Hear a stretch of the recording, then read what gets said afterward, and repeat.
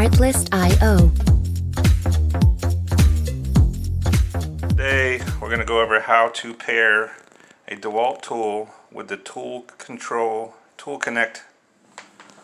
You want to get the Tool Control app. I have an iPhone. This is what the app looks like. Open up the app. Make sure your Bluetooth is on. The bottom of the All Tools screen in your toolbox. See, I have 0 in there. Hit the plus button, the add button, bottom right hand corner of your screen. Choose whatever tool it is. This is a drill. You are going to name your tool.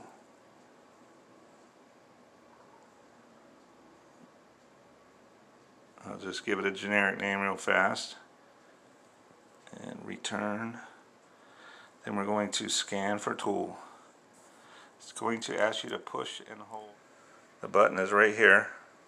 I'm going to push that down.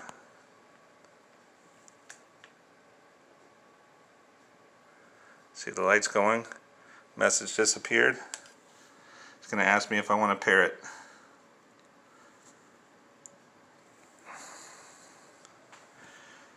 There it is, popped up into my toolbox.